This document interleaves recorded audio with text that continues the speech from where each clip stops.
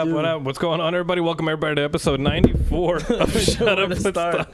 Episode 94 of Shut Up, Let's Talk. Jesus, man. It's a smaller environment than I'm used to. To be quite honest, I think we're just amping up the fact that we're going to open it, so now it's going to be exciting trying to open that one, because I wonder if it's going to... Shook it up. Yeah, that's true. Anyway, folks, joined along tonight here with JC Rivas of the Throne Podcast, man. What's going on? And also drummer of radical band EUNOIA. Radical, okay.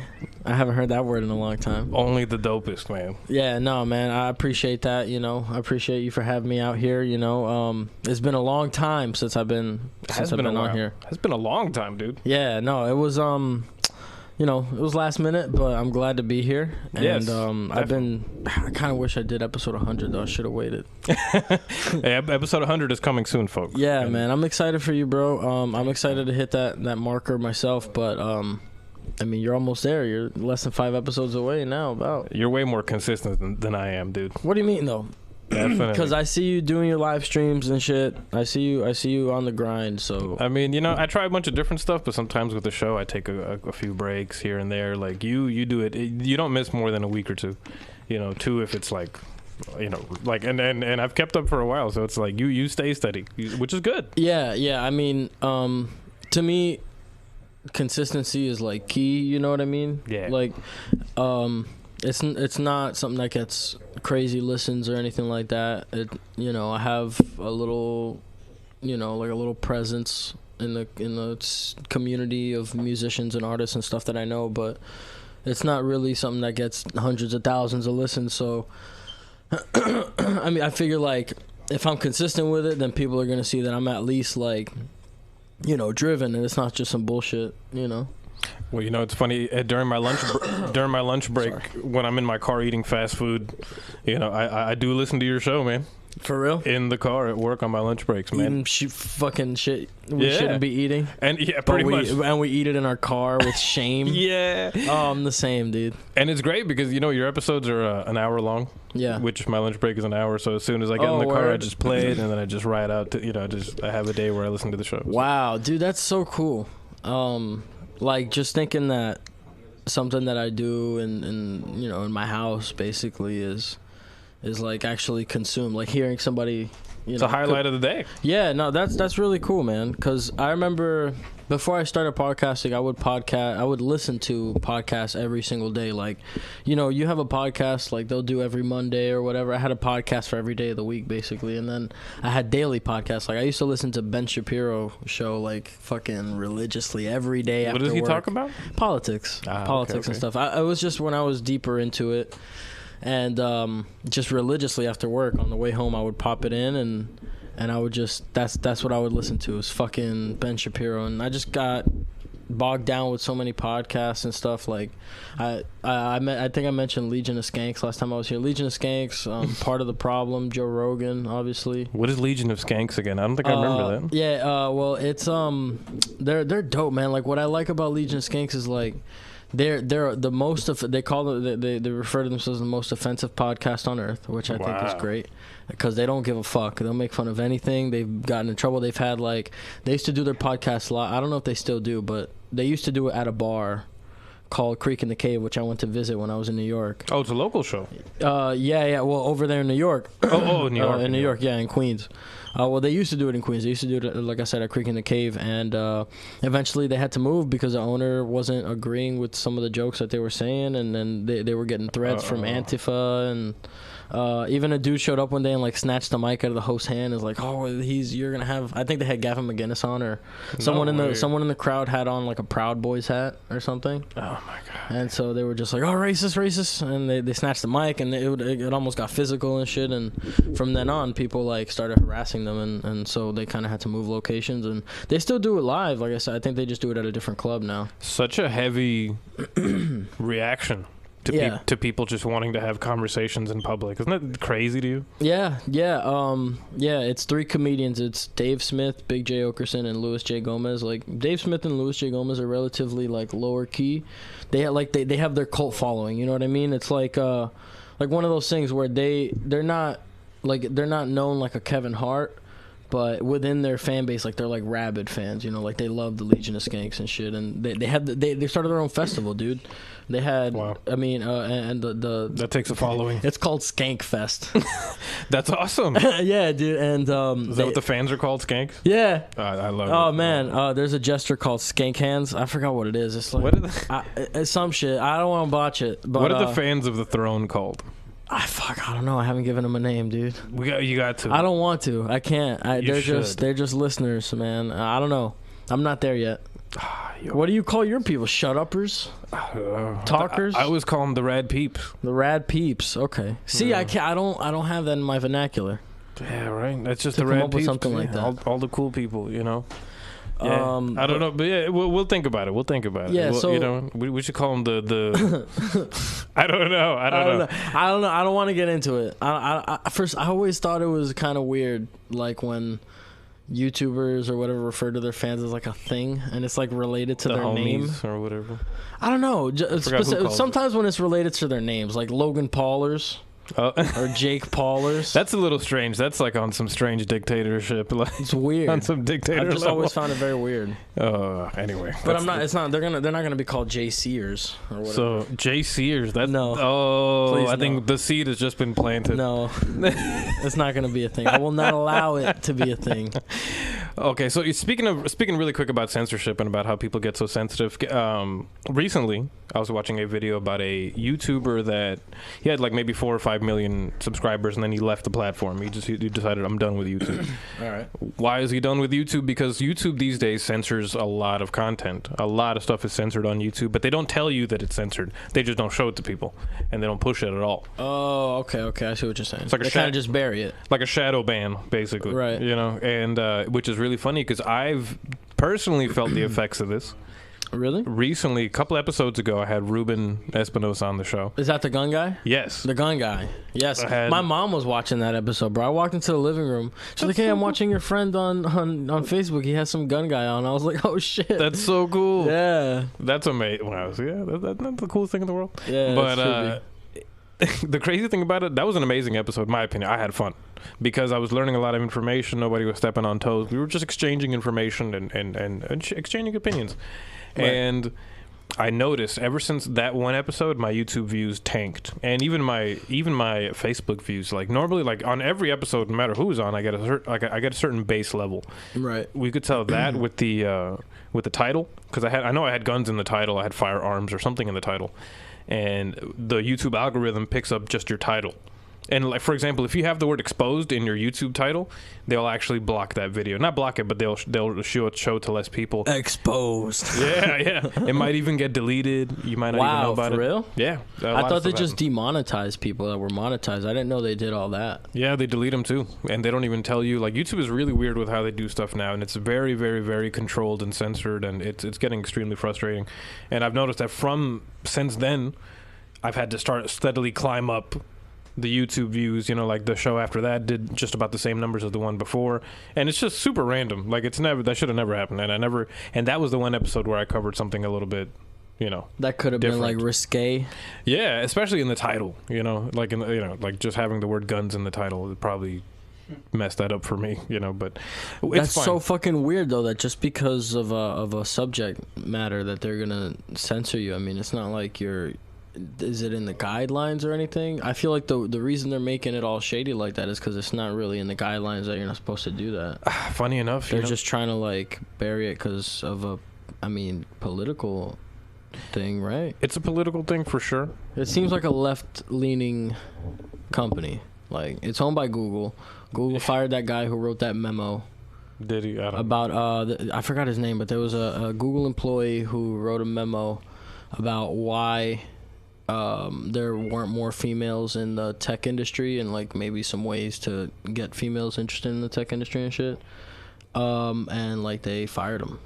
Oh wow, this sounds vaguely familiar. I feel like I might have read that. It was so big that the dude that wrote he was just a Google employee and got fired, and he ended up on Joe Rogan.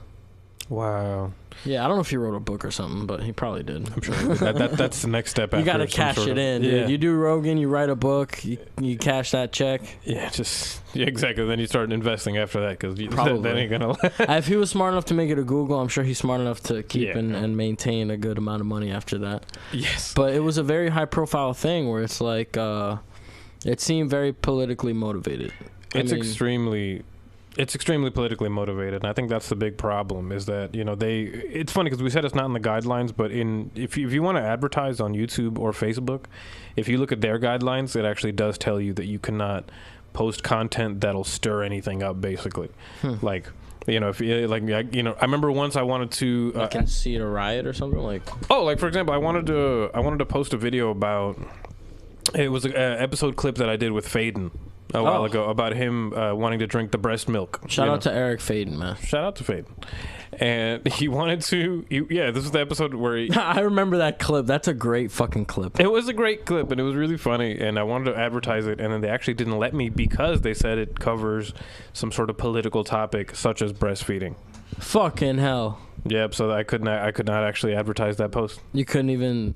So you couldn't advertise it because it covers breastfeeding? Yeah, that's what it said. Are you not allowed to have ads for fucking like baby food? I don't get it. Right, or like a product or whatever that like makes the easier to breastfeed. The pump, yeah, whatever the fuck. That makes no sense, man.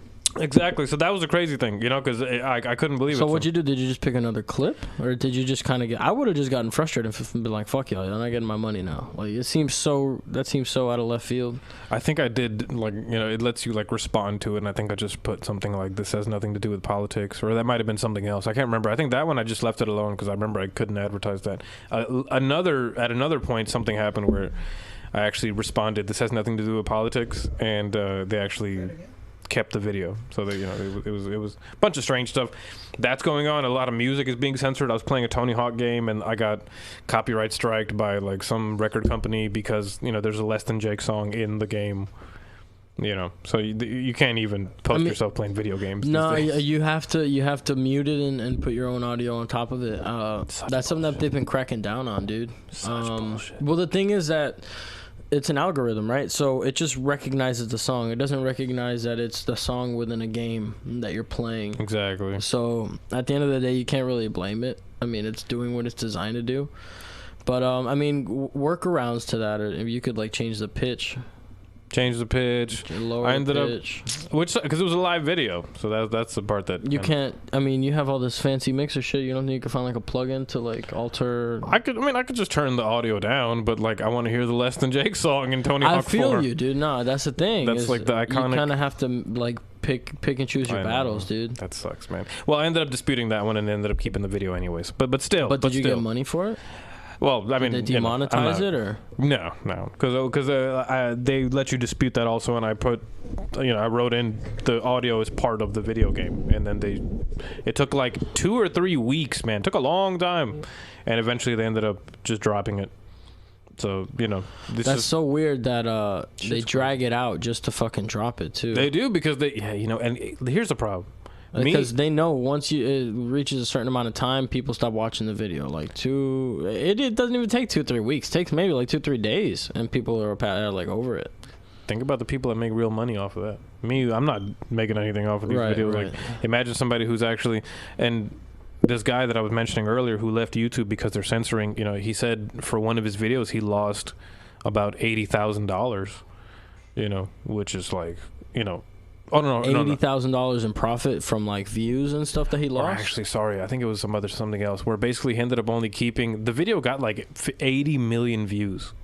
His video in the days that it was demonetized. You're saying? Yeah, something happened to basically where he only kept 80,000 from that 80 million view video. Where basically that YouTube only took most kept of the money. 80,000 though. Come on, which man. was funny because he wrote that in the tweet. He wrote, "Yes, I know that's a shitload of money, but at the same time, do you get what I'm saying here?" And it's true though. I mean, I mean, it's his money. And also, it's like taxes. Like if you make more than 400 or 300,000, like you get taxed like 40%.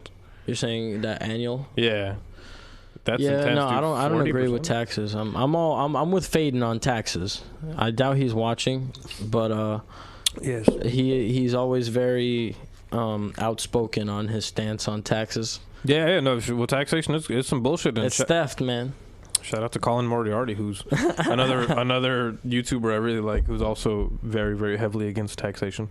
And I don't know, man. I feel like if you told people that they'd just get rid of taxes, like most people would be like, all right. I just don't even think about it because a lot of people are used to the idea of it. They're like, "Oh, you silly young one, who's gonna pay for the school buses or whatever the fuck? Who's gonna make the roads?" It's like, well, first of all, they're done already. Who's gonna give the prisoners 3 meals a day? Yeah. Oh my god, isn't that fucked? It's funny. It's funny.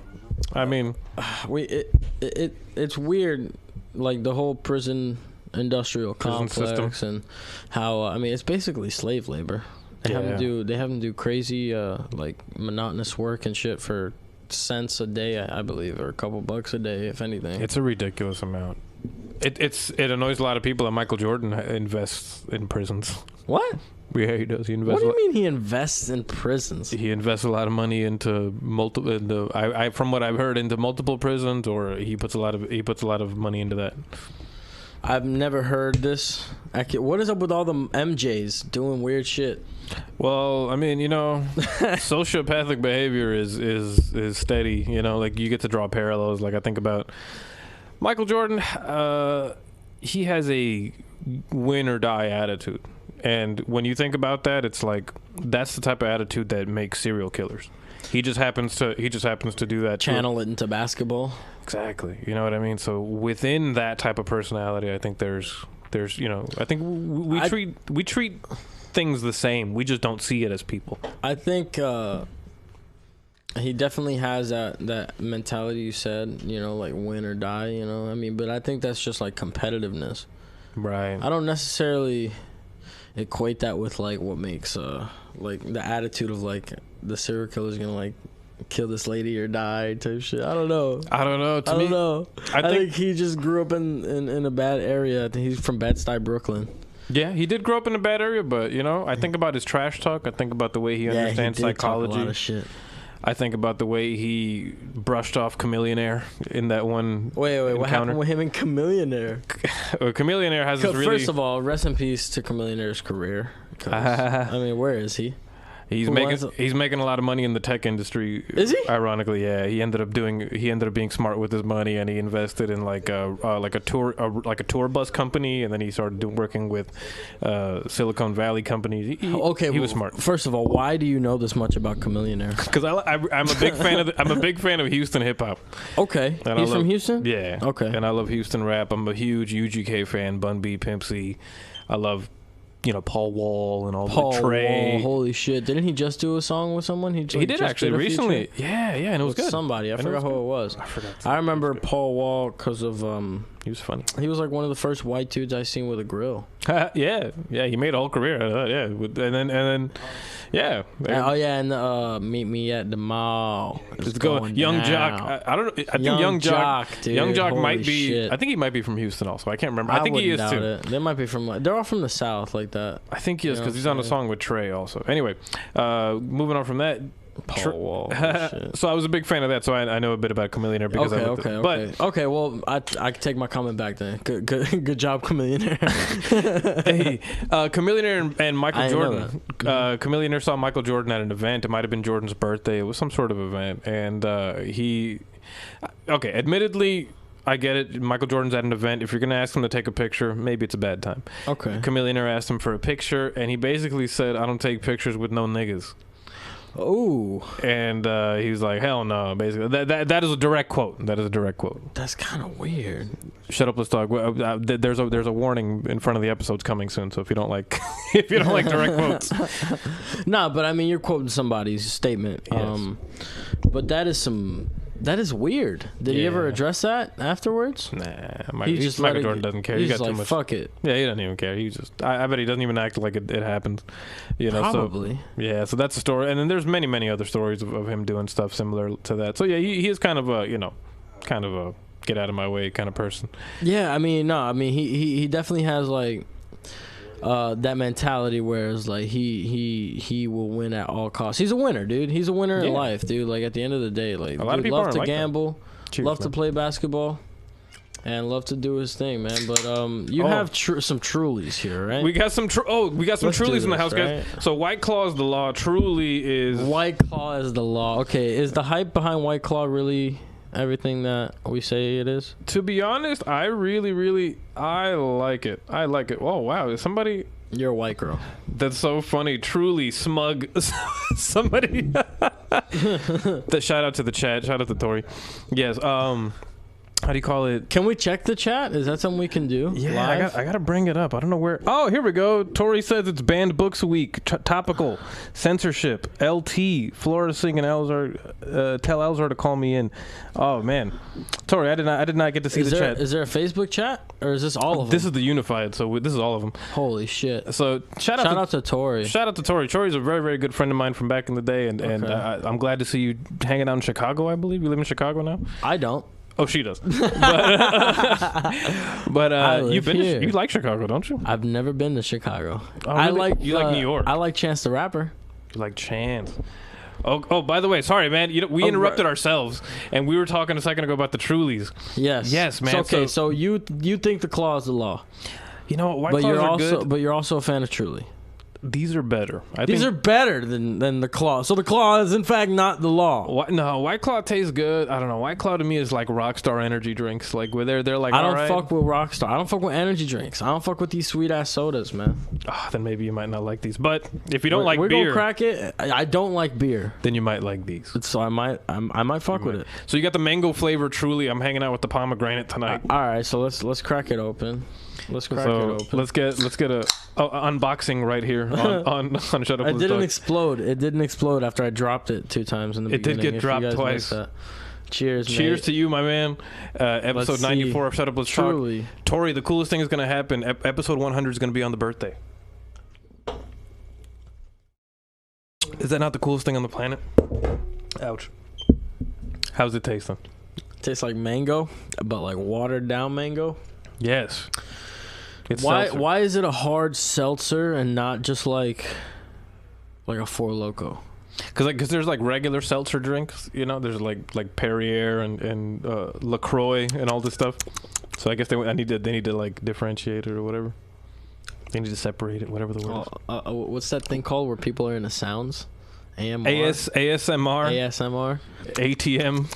That's for y'all. You're welcome.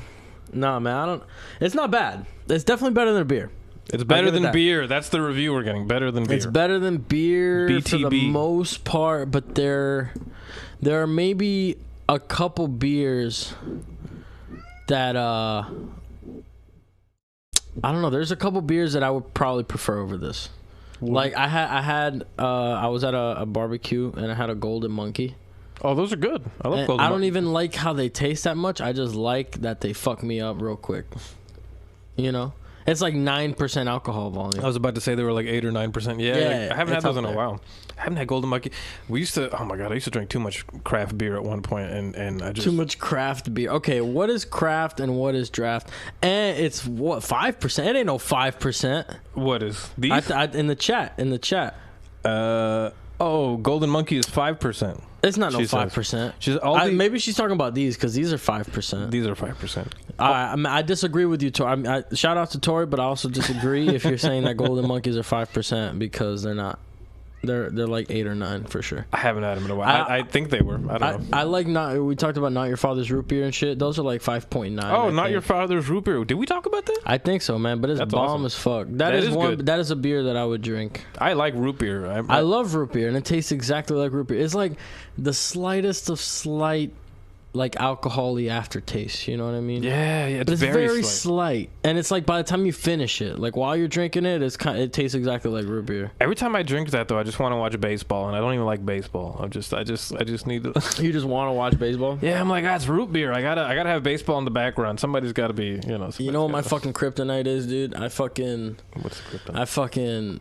If I'm watching football, dude, I need to order Wingstop. Ooh, wings, man. Wings in general. Do you get them spicy? Do you get them not? Nah, dude, a garlic parm all day, all drums. Garlic parm? All drums. Wow. No flats. I don't fuck with flats. No flats? I don't fuck with flats. Everybody in the chat, drop in your vote, please. Flats or drums? What are we getting in the live studio audience? There is no fucking way. We got to vote for drums in the live studio right? audience. Hell yeah, son. I fuck with drums, and I approve this message. I feel like anyone who says We got drums or flat. are just trolls. No, for real, bro. Flats are not good. The Dog. live studio audience is claiming that anybody that says flats are better is just trolling. How the fuck you gonna dip a flat? You ever try to dip a flat, but like the right way? Because if you dip it like that, what the fuck are you doing?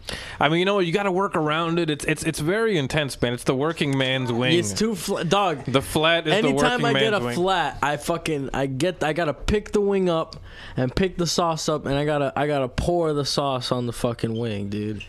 That is no way to eat a fucking wing, bro. Hey, man, I'm not. You know, so both. I disagree, Tori. We're not on the same food level, dog. You can't be afraid to work it for the prize. You know what I'm saying? You can't be afraid to work it for the prize. You ever seen that Soldier Boy meme where he was in the studio and they asked him about Drake and he's like, Drake? Oh, flats. yeah. That's you. Both. I don't do no both.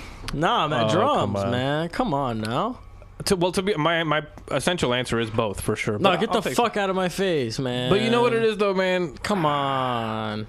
Why? The drums are so much easier to eat, and it's a good thing. It's not a bad thing. They are so much but they don't taste the same. They're the optimal chicken wing, dude. But they don't taste the same though.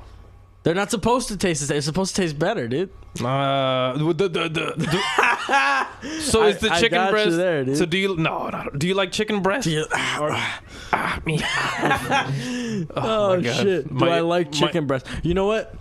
I don't. You know, for some reason, changing bro, the subject. No, I'm kidding. No. Every time that I get asked a question like thigh or wing or whatever the fuck they ask you when you ask for like a quarter chicken, I just always say one.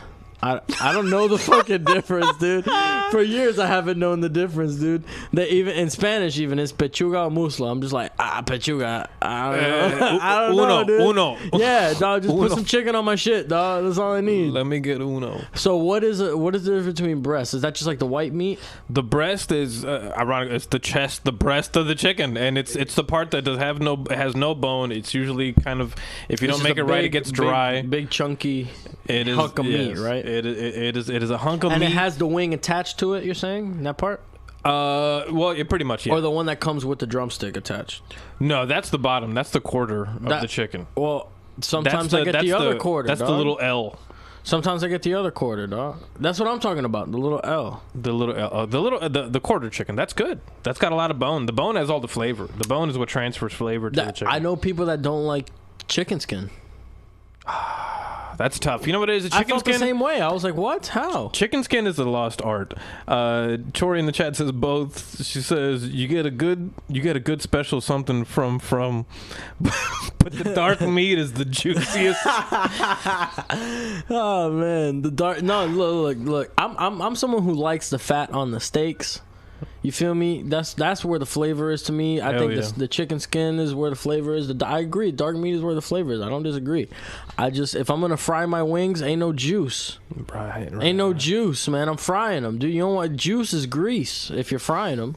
Juice is grease. I like that. If you're frying them, like if you're oven baking your shit, the juice is juice. Can we just say that oven baked wings are like that is like not just go vegan. That ain't it, right? Just make tofu. That ain't it, Chief. Just make tofu. If I expect fry the wings. If I'm nuke them. If I'm at your house and you serve fucking oven baked wings, bro, I expect to have like cauliflower chicken nuggets with them. Right. Somebody better be playing a violin if you're making baked wings. You like feel I me? need like I the need fuck, man. I need a butler named like I'm trying to think of like a fancy name. What's I'm gonna take name? your baked ass wings and fucking fry them shits. Fried, baked. Yeah. Baked fried. We're gonna take the wings and we're gonna throw them into the fryer. Yeah, right dude, I'll after. bring the grease, man. What's your favorite kind of wing anyway? You said parm? I said the garlic parm. So you don't like spicy food? Not spicy? No, you know what, bro? I'm not a spicy person, man. Ouch.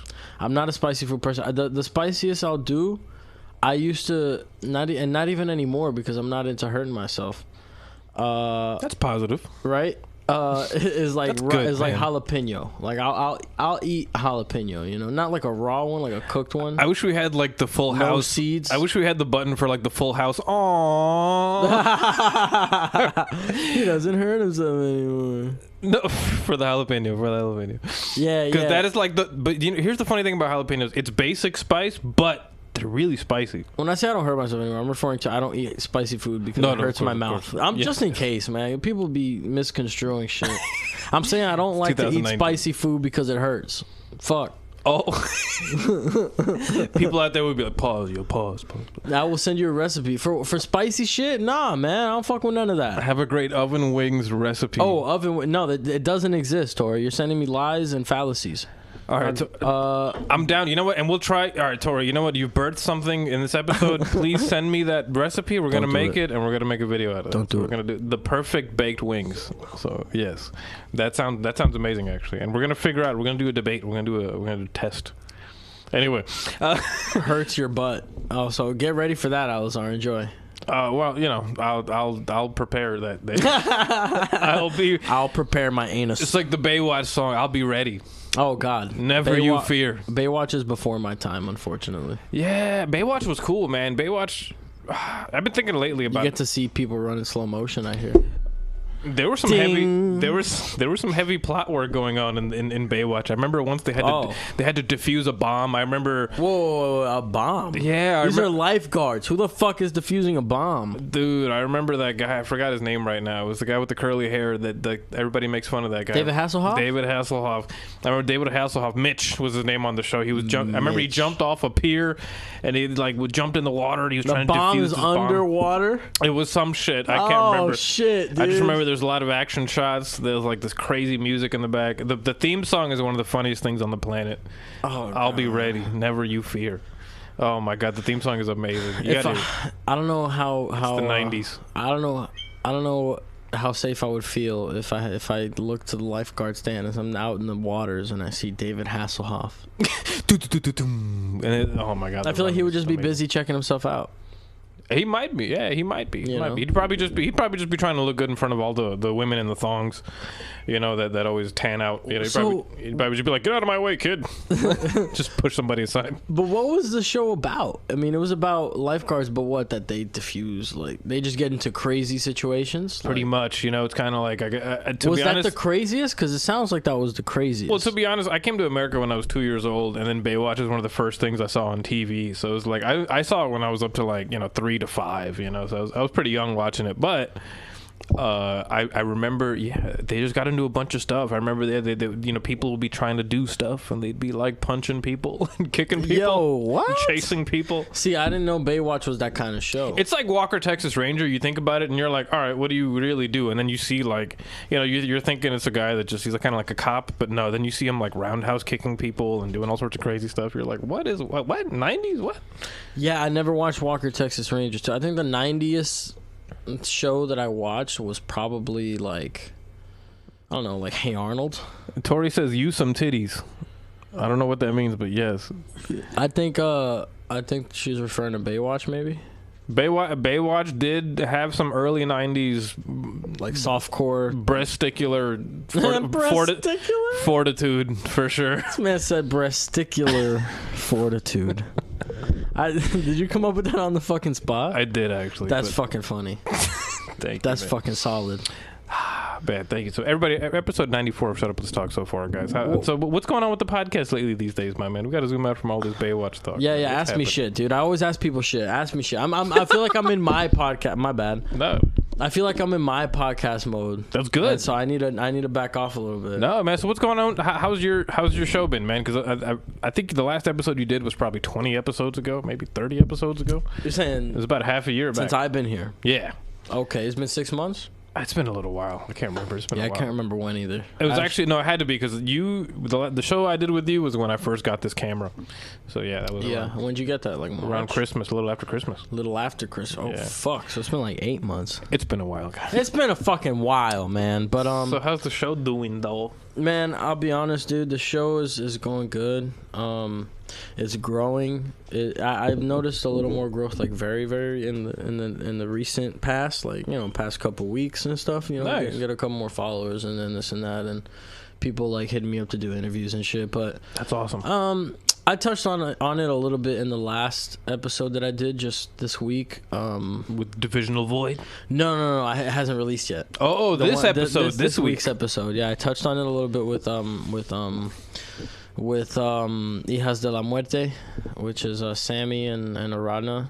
They're a little duo. They're starting out again, doing their thing. So I had them on, and Sammy has her podcast that she's wanting to start.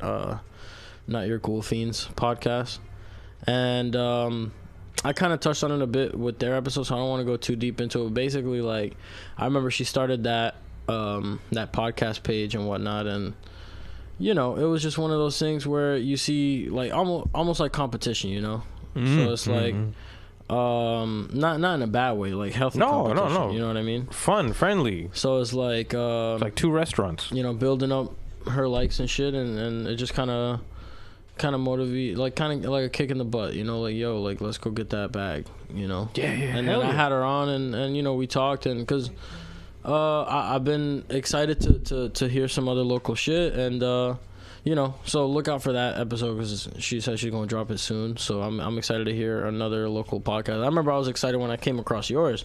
I was like, man, what other local podcasts are there? And then yours was pretty much the only one that I saw. Hello, my love. Hi. The lovely Claudia just ran through. Yeah, we got like a superhero. She got past the guard dog. The guard dog. Would you like another drink, my man? If I could have a water, that'd be great. Water? A water, please. Thank you so much. I will take another drink, pretty please. Sorry, guys. No pressure. But anyway, I don't know. She started her podcast page. They haven't dropped an episode yet, but it should be coming soon. And like just seeing the rate that hers grew at without ever putting out materials, like, man, I gotta kick it into gear. You know. And I like I said, I expounded on it more during the episode. During that episode. But basically, I eventually came to the realization it's just like I just gotta keep my shit going. You feel me? Going. And like keep don't that someone else's podcast is doing good. That doesn't necessarily mean mine's doing bad or whatever. You feel me? So it just just took some little self reflection and shit. To kick me into gear, and then I had to miss a couple weeks. I was sick and whatnot. We had the hurricane. Oh yeah. The fake hurricane scare, whatever it is. Good. I'm glad it didn't hit our ass. Yeah, for sure. It's fucked what happened to the Bahamas and all that. Yeah. But it's a bad time. I had to cancel an episode because we thought it was gonna hit us on Monday. Then it was Tuesday. Then it was Wednesday. Then it was not at all. It was a whole thing. Yeah. I did the same thing. I think the same actually happened to me. Oh, word? That week, yeah. Yeah, I mean, everyone was kind of scrambling that week. But, after that, I've been consistent every week, getting new guests and stuff. I kind of, I want to not have returning guests, just kind of shy away from having the same people on, definitely. Often.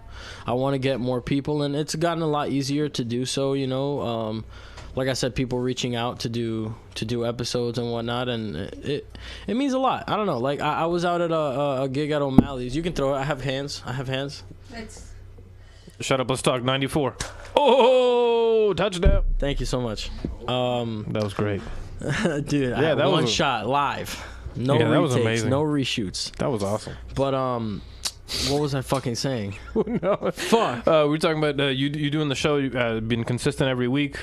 Yeah. Not having the same person. Not having the same people. Yeah, I don't want the same guest, man. I don't know. I forgot the train of thought that I was on. I appreciate the help, but I fucking lost it.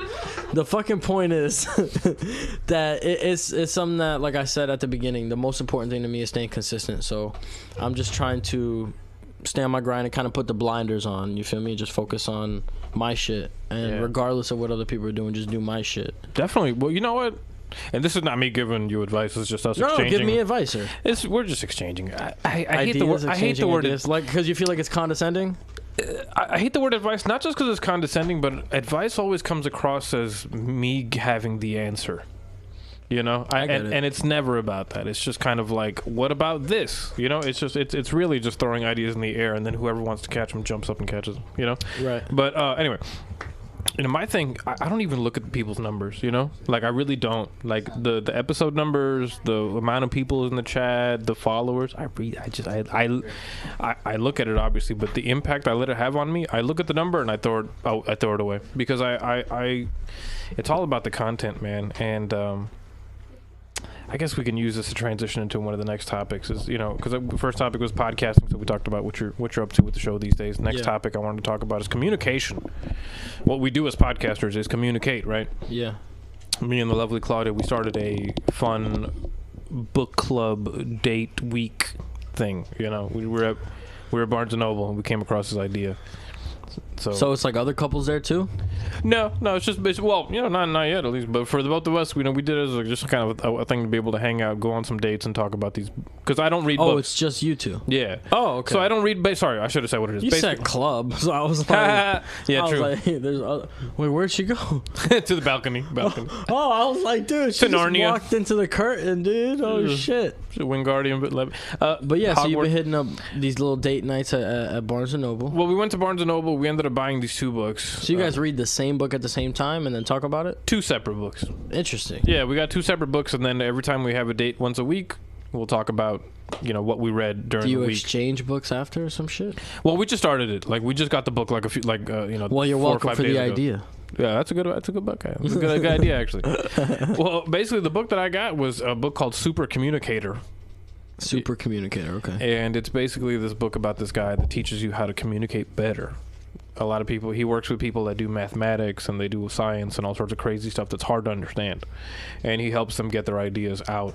You know, when they're trying to pitch an idea or like approach an investor, he teaches you how to get your ideas out quickly. And this book is about how to help you do that and how to trim the fat in the stuff that you say and help you get it out quicker and better. And like I said, I'm not a reading guy, so this is new to me. I had to sit down there and actually, you know, stare at this book for a while. Normally, you know, everybody reads articles on the phone and things like that, but sitting down with a book is something. It's a very different experience. It's something that, I mean, I'm not gonna say not a lot of people do anymore, but it's just I don't know. I don't see people. I know a few people that I know that recreationally read. Does anybody in the chat read? Do you read? Unfortunately, not no, I don't. Not that I don't. Period. I read articles and whatnot, and I have bought books, and the last book that I bought, I didn't finish it. I think the last 2 books I bought, I haven't finished them. So it's just one of those things where, this is one book called Damned, I believe. The Kendrick Lamar story? No, I'm kidding. sorry. Great album, but no, actually, Damned. I haven't heard it. Oh, fuck out of here. Sorry. Oh, man. Sorry. Don't mention it then, bro. No, but Damn. I just want people to hate me. It's a great album by Kendrick Lamar, but no, this book Damned is by I don't know how to say his name, but it's the same guy who wrote Fight Club. Oh, Chuck Brad Pitt. No. Edward Furlong. No, I'm kidding. That's the wrong one. Edward Norton. Edward Norton. No, neither of them wrote it. They starred in it. Okay. But Chuck some shit, man. Pavlovian response. I don't know, man. Chuck P. I'm pretty sure. Chuck Pavilion. He has a pavilion. HP Pavilion. HP. That sounds like a rich old guy. HP Pavilion, big bucks. Daddy Warbucks. Yo, for real. Oh, that's HP Pavilion. Oh, just buy the neighborhood. He owns the shoe factory. Buy the entire neighborhood. Doug Dimmadome, owner of the Dimsdale Dimmadome. Give everyone a big can of peanut butter. Peanut butter? Just everyone take one. Eat it. He can afford it. The chunky kind. Yeah, exactly. He could afford it.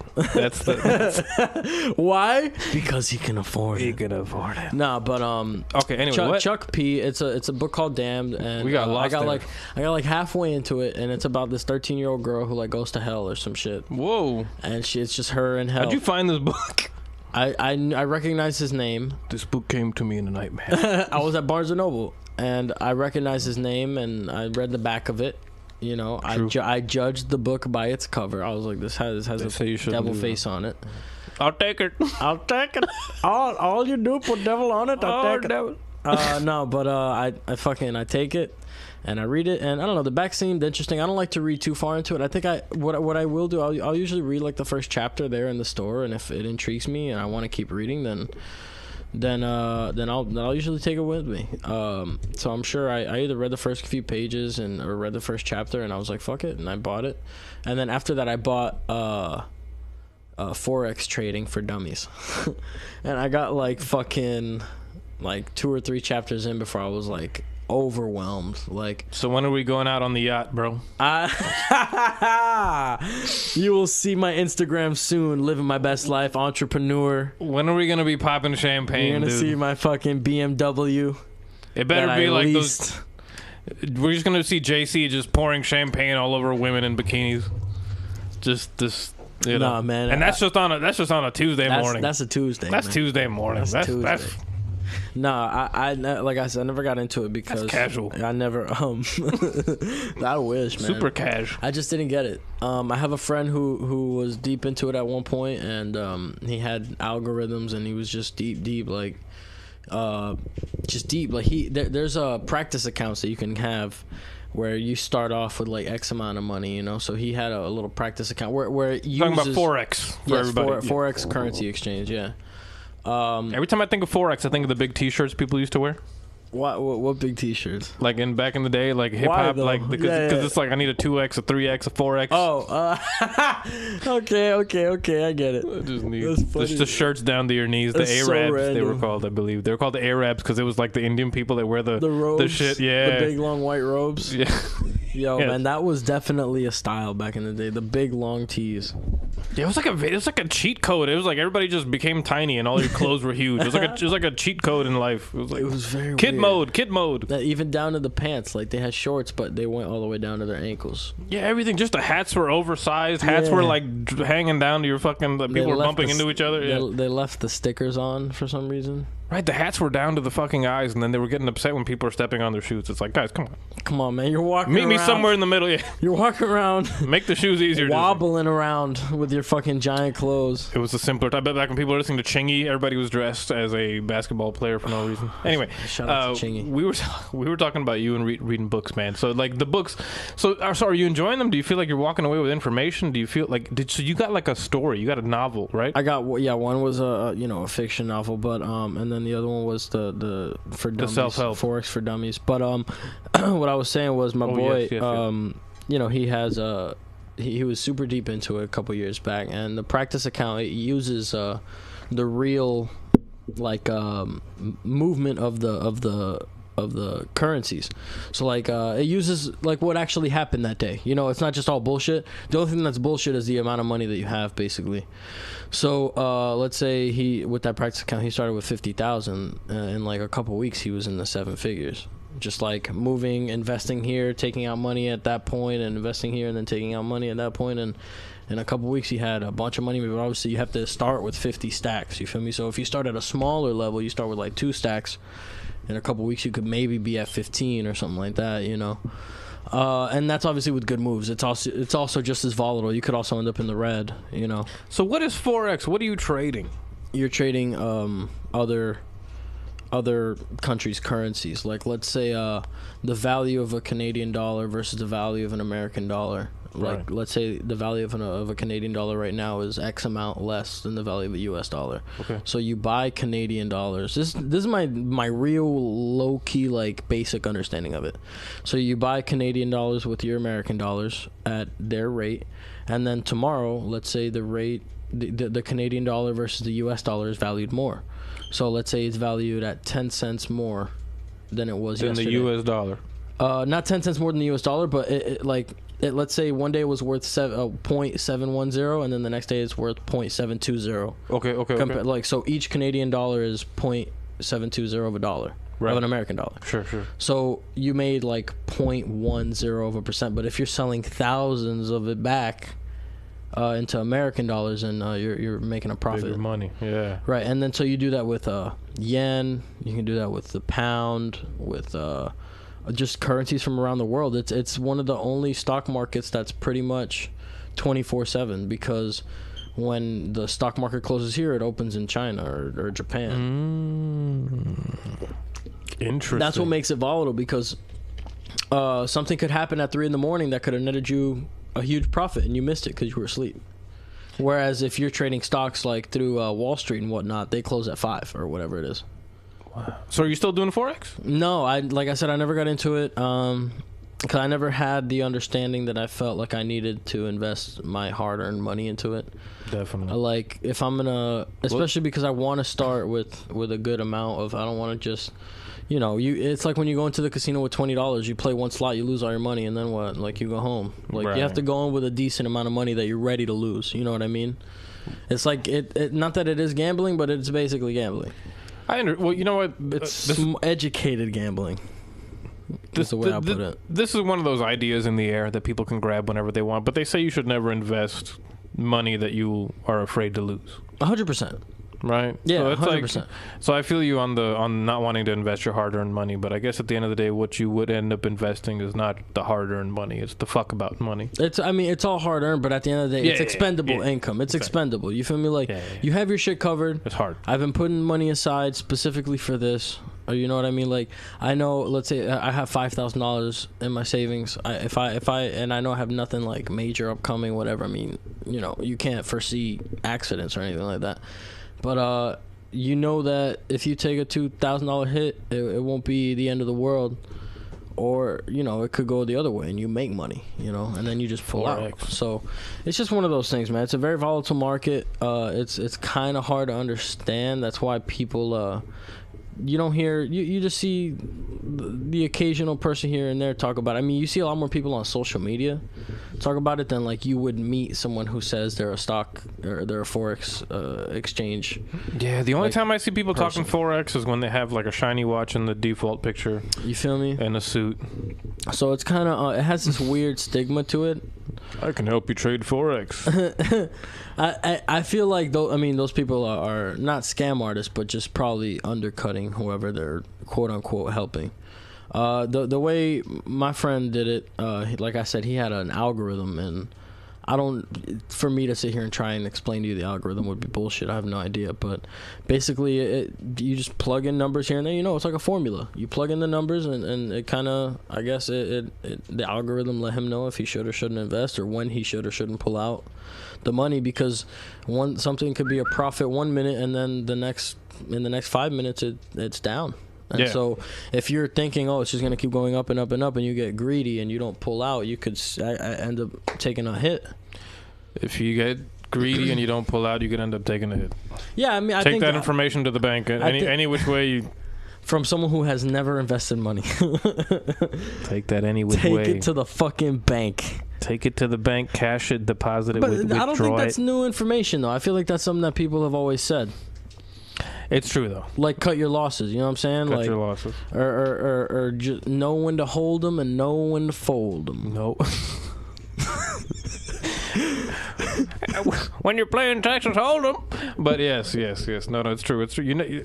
I don't know how card games work. I don't know how gambling works. I always just stayed away from gambling, but you know what? America wants you to do it. The only time I play poker is when I play Red Dead Redemption 2. I hated those oh my god, dude. I was always pressing buttons. I was at one point I had to ask a friend of mine. I was like, you know how to play poker? He was like, yeah. I was like, can you play this mini game for me? Dude, but there's God, I hate it. Explains that you can go into the brief and read it. I'm really, honestly, dudes, I know I try to, run the podcast and do all this extra shit and make these videos, but when it comes down to learning the rules for card games, I cannot think of anything more difficult to me to comprehend. I just can't do it. Every sentence, I lose it. You know how to play Goldfish? Nope. Is that the one where you ask somebody if they have a card? Nope. What the fuck? I don't know. Goldfish? Is that the one where you ask somebody if they have a card, and then if they have it, they say go fish? If they don't have it, they say go fish, and then you put it down, and they could be faking you out. You know what, dude? Is that the one? I think I forgot how to play Go Fish. See, it's harder than it seems, folks. Yo. It's not like riding a bike. What are you supposed to do? You looked at me crazy too. What are you supposed to do in Go Fish? Live studio audience. What is the purpose of Go Fish? Can we ask Siri? Can that be something we ask Siri? Can we ask Siri? Ask Siri the rules to Go Fish. Siri, what are the rules to Go Fish? She's probably just gonna Google it. Here's what I found. Yeah, she just Googled it. Oh, here's what you found. Siri is useless. Yeah, hit the fucking shower, Siri. You're fired. Excuse me. Can we Google it? What's going on, Allie Rose? People in are the just chat hanging laughing out? at us because we don't know the rules to go fish. Yeah, I'm pretty sure it's when you say, hey, you have a 3 of whatever, and they're like, if they don't have it, they say go fishing. If they do have it, they drop it. do you have the 2 of hearts? I think you're supposed to, like, if you call the right one, you win or some shit. Ah, no, see, he said yep. Yep. Thanks, guy. Okay, what's your favorite card game then? My favorite card game, Yu-Gi-Oh. See, that's even, and you see, here's the thing, guys. People, I can't even do regular card games with the cards that everybody knows. Then people started getting into Yu-Gi-Oh. What?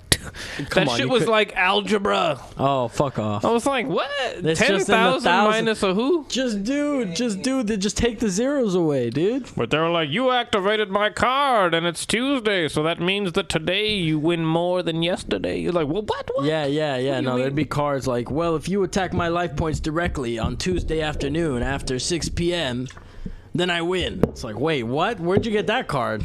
And it's like, wait a minute, you activated my card. That goes. If it's you like, activate your card on a Tuesday afternoon after 6 p.m. that says you win the match, I win the match. I've got the card that says you can't do it in a leap year. Oh, and then in it's a like, leap year.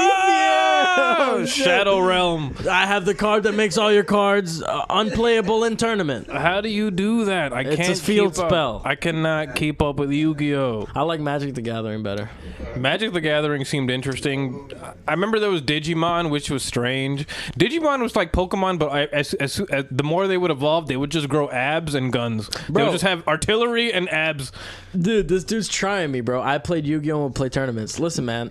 I played Yu-Gi-Oh! And I played in tournaments. And I came in 12th at fucking regionals 2012. No, wind-ups were out and Inzectors were out. So it might have been like 2013. But I came in 12th out of like 356 people. And I got my invite to nationals. And it was in Ohio. All you got to do to get invite to Nats is top 32. I got invite to Nats. You went to Ohio? No, I didn't go to fucking Ohio. I was 15. I had no way to get to Ohio. Then how did they let you into the tournament? What if you were that good? Dude, I got my invite to Nats. I didn't say I went to Nats. All right? I couldn't afford it, man. But that's tough. I got my invite to Nats, and I saw my website on. I saw my name on Konami's website. Oh, like under like people invited to nationals this year. that's and so shit. sick. So how did you end up cool, getting that man. good at Yu-Gi-Oh? What was it? What was it about Yu-Gi-Oh that made you feel this is where I'm just gonna? Everybody, open your mouths. I'm shitting in them. Okay, well, when I was younger, I was really into Yu-Gi-Oh, the show, the cards, everything, and I don't know. I just got older. Gave them Yu-Gi-Oh's away. crazy. I watched the show recently, first season. No, I can't do that. Oh, you're talking about the show, like the first show, not the TV new show. the season 1. Not the new show, right? No, season 1. Yami Yugi and little Yugi and his grandfather and Kaiba. That one. Draw your last pathetic card, Yugi. Yeah, in 1 minute. My grandfather's deck has no pathetic cards, Kaiba. Yeah, 1 minute he's like, I don't know about this. Next minute he's like, you fucking shithead. Yo. Like, dude, the next minute he's like a totally different guy. Dude, for real. It's like, and everybody was like, damn, Yugi's voice. you never seen Yu-Gi-Oh! Bridged? No. Dude, we gotta after this episode, we gotta watch an episode of that, dude. The Yu-Gi-Oh! Bridge is amazing, bro. It makes the show so much more watchable, dude. This is everybody's so response funny. when I say I haven't watched Dragon Ball Abridged. Dragon Ball Bridge is solid too, but I was always more of a fan of Yu-Gi-Oh! Bridge, man. I'll be honest with you, dude. There's one scene, dude. They're getting ready to get on the boat to Duelist Kingdom. Yeah. You know, did you get that far? No. Well, they're going. I think it's after. I don't know if it's considered season 2, but whatever.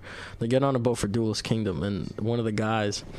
Oh, was this when Bakura's doing some crazy shit on the boat? Doing some crazy shit on the boat. I remember this that. This is when Weevil throws the Exodia pieces off the boat. Yeah, that's when Bakura goes into the Shadow Realm. But this is before. Yeah, exactly. But this is before that. They're boarding the boat. They're boarding the boat, and so the guy in the bridge version, the guy like letting people on the boat. He's like, "Attention, duelists! My hair has an announcement." Because you know, animators will have the fucking most ridiculous hair.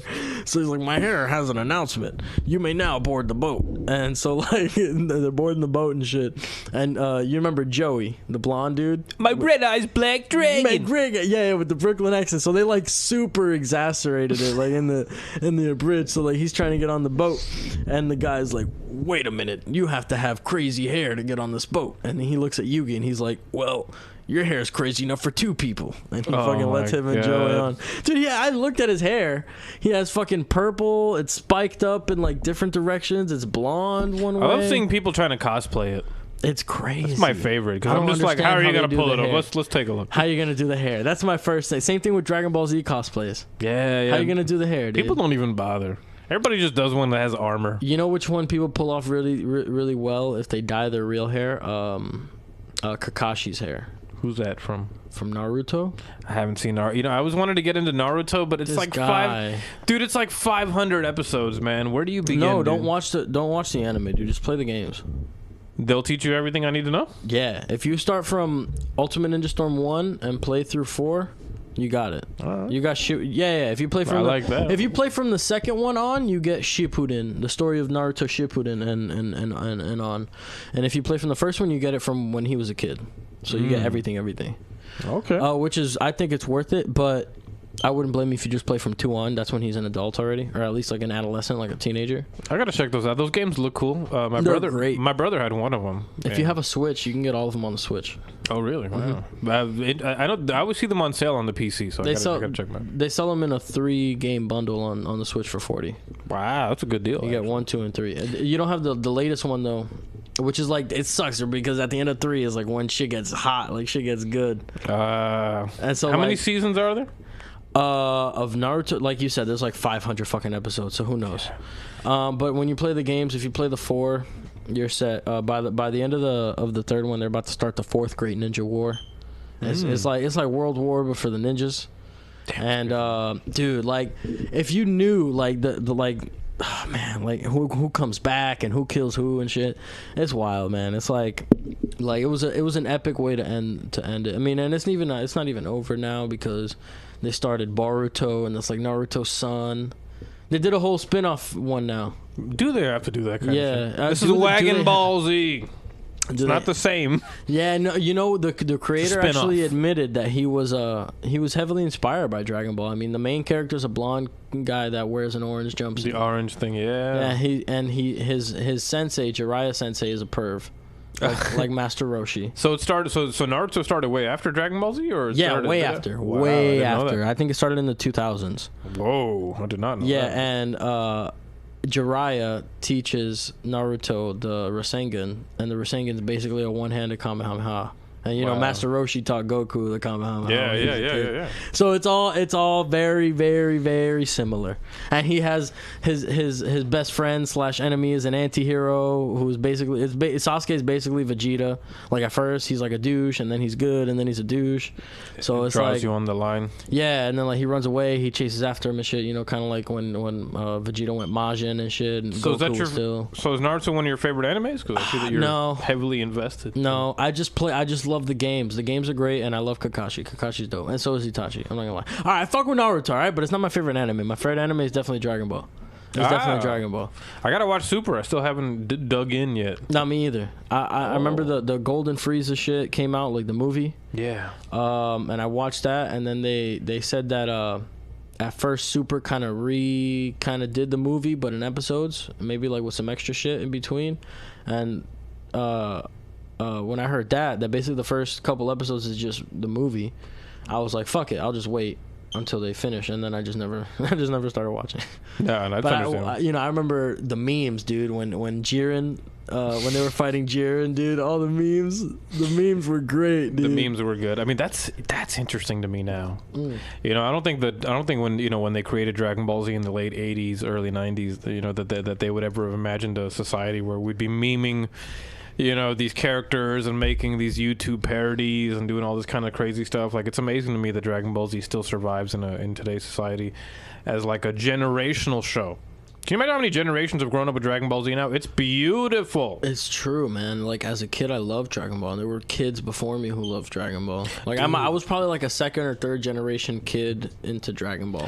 That's the coolest shit in the world. And, dude, I've got magazines and stuff that, like, you know, it's from the old school 2001 DBZ days, you know, and like, things that I look back at that I'm like, wow, like, you know, this is, like, like I said, generations of content, generations of people watching these stories, and it's a beautiful thing. It's kind of like today's Superman, this Superman in the 1930s when that came up. A lot of people it was a beautiful story that people shared, It was kind of like, not to compare it to religion, but, it's funny how religion is kind of almost the same thing. It's a story of something amazing that happens that gets passed around. Yeah, and it gets passed around. It's like, it's viral by nature, Right. And Superman, there's like this story of this person that does these amazing things, and he fights for good, and he does, all the... I mean, but it is fiction, whereas like the Bible is like said to be nonfiction. Yeah, that's the thing where it is presented as fact. And like you're supposed to, like no one's preaching to live your life by the code of Superman, bro. Like, you know what I'm saying? Versus someone gives you a Bible, they're kind of telling you something. Right. Way. I don't know. I definitely get what you're saying. And I think it's really cool that Dragon Ball stuck around as long as it has. I just think it's one of those things that boys, not even, obviously it's not just boys that are into it, but like young. All the girls love Trunks, man. That was their dude. All the girls were like, I like the one with the purple hair, with purple Trunks. What's his name? Yeah. That's true. Did you know that most of, I don't know if all, but most of the characters are named after like vegetables? Yes, they are. The whole Saiyan race. Yeah. It's fucking great. It is amazing. Kakarot. Yeah. Carrot. That's actually the planet Vegeta is the planet vegetables. Planet so it's like vegetable. the overall, because Kakarot, which is the carrot. Broly is supposed to be broccoli. Broccoli, yeah. What else? Paragus, who is, I believe... Raditz is radish. Radish. I believe Paragus is Vegeta's dad, who is... Oh, no, that's King Vegeta. That's King Vegeta. King vegetable. No, Paragus is Broly's dad. I didn't go that deep into the lore, dude. And that's asparagus. But yeah. Asparagus? Yeah. For real? Yeah. What's his name? Paragus. Asparagus. So they kept it going. They always fun things with him. Gohan, right? What is that? Gohan, I'm not sure what was up with that. I know that he was supposed to be like a hybrid, He was he was a mix. So maybe they didn't. Trunks, I think he's just like pants. Yeah, because there was and they got Frieza and Cooler. Yeah, that was the fun thing. The whole Ginyu Force was named after a certain thing. Like, they were all named after, like, there was Jace, Gohan, which was juice. Broccoli and cheese. Oh, my mom said that. I was like, does Gohan mean cheese? Maybe. Broccoli and cheese. I love broccoli and cheese soup. It is very good. I haven't had it. Oh man, yeah, I had it from Subway. Yeah, like a couple months back. That shit was way better than I expected. It is, you know what I mean? And it's Campbell's soup. It's the same one you'd get, but it's good. Is it really? Yeah, I'm pretty sure it is. I think if you look back there, like, it even has the Campbell's logo. No shit. I believe. They just buy Campbell's and sell it for $4 a bowl. Pretty much. I believe it. Eat fresh, my ass. I was saying Subway recently. Subway is so interesting, man. Every time I go to Subway, the meat looks different. Now they're just selling mutants. That's not good, dude. The meat looks like the chicken looks different every time. Yo, different colors. Speaking of weird meat. Whoa. Speaking of strange meats. Where are we going? A local spot recently. I don't know if you heard about it. Have you heard of Penn Dutch? Penn Dutch, no. Penn Dutch. Okay, so Penn Dutch, there were two locations here in the South Florida area. There's one in Margate, and there was one just off 95. I guess you'd consider it Dania. It's like off 95 in Sterling. Okay. And both of them just got shut down because they had listeria contaminations. Listeria? Deadass, I didn't even know what listeria was. Listen, if it rhymes with hysteria, I'm suing you. Yeah, dog. Nah, but what fucking threw me for a loop was I had bought some filet mignons from them like 2 weeks, 3 weeks before they got shut down. No way, dude. And apparently, according to the article that I read, this is not the first time even this year that they've been shut down for listeria. So I was like, what the fuck? And like the reason it was such a big deal was they had put a sign on the door that said they were closed because of catastrophic roof damage, when it's legal to our company, that is. Yeah. When it's, you're pretty legally obliged to like tell the people why you really got shut down. I'm pretty sure. Catastrophic roof damage. Yeah, that's what they said. And so they that's what the people are gonna do to your company. The local 10 people like sent, tried to talk to the manager and whatnot, and they didn't get a comment. But when they went back, the sign said just go to the Margate store. They took down the sign that said there was catastrophic roof damage. Just and go they to just the said, Margate. hey, we're closed. We have a location in Margate, and that's basically what the second sign said. Dude. I get worried about. And then they ended up closing the Margate one too. It was only a matter of time, like dominoes. They just fall one after the other. But this was like a local, like, you know, it was like a gourmet meat, like a butcher. But like, you know, they had great cuts. They had New York strips. They had lamb. Like I said, filet mignon. What's this place called again? It was called Penn Dutch. Penn Dutch. Penn Dutch. I think they're from Pennsylvania. Some scary shit, man. Yeah, man. And like they'd been around, I think, even just in South Florida for like 40 years. You've been trying to eat better these days? Is that why you went to Penn Dutch to try to get meat? Well, the thing, see, some people would tell you that eating a lot of red meat is bad, and then you have Eric Faden who eats it raw. So it's like I'm trying to find the balance. So I do eat. I've been eating a lot more steaks and stuff. Just kind of just trying to cut down on carbs, and then like, but sometimes you gotta have the rice.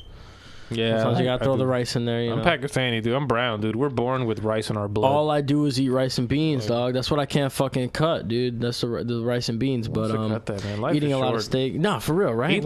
Eat like a shithead. I'm down. You know, to a certain extent. Yeah, no. You can't it overdo gets it. to the point where, dude, sometimes I'll be ordering Wingstop. I'll be on my way there, like, what am I doing? You know how you know you get old when you eat a bunch of bad food and then you have to take a nap? Oh, the itis. Dude, when you take a nap, I didn't think it existed before. Now these days, I eat. I can't have two beers is my maximum. After 12 2 beer p.m., max? dude, 12 p.m. If I have 2 beers at any time in the afternoon, I'm going to sleep, no matter what it is. If the bed is nearby and I drink 2 beers, it happens every single time now. I take a nap and then I wake up and then it's time to get the rest of the night going. But you know, it's just I don't know what it is. It never happened before. Now hangovers are worse. You know, the munchies actually show up. I had one hangover in my life and I said never again. Wow, good for you. Shit. Like, I had to learn the hard way. So bad. How was that? What was that like? It was so bad. Did you throw up a lot? I threw up a bunch, but the thing is, I didn't eat, so I was just throwing up the whiskey. So it That's the worst. Burned on the way down and burned on the way up, dude. I was done with it, dude. I didn't drink any water, and it was Jack Daniels out the bottle. Jack Daniels is the worst whiskey. It's dude. great. What do you mean? No, out of all the whiskeys, man, that is the worst. But one. it's cheap. It tastes tastes like good. it tastes the way it costs. Tastes good, man. Dude, it tastes like cigarette ashes in there. You know, like You hating on the Jack Daniels, man. I'm a whiskey man. I grew What up. about Jack Honey, man? What about Jack Honey? Jack Honey's better because they ease up the Ralph says I harshness on can't it. hang. Fuck you, Ralph. Sorry to interrupt you. What up, Jason? What up, Ralph? Ralph says I can't hang because I fell asleep one time at his house because I had a brownie.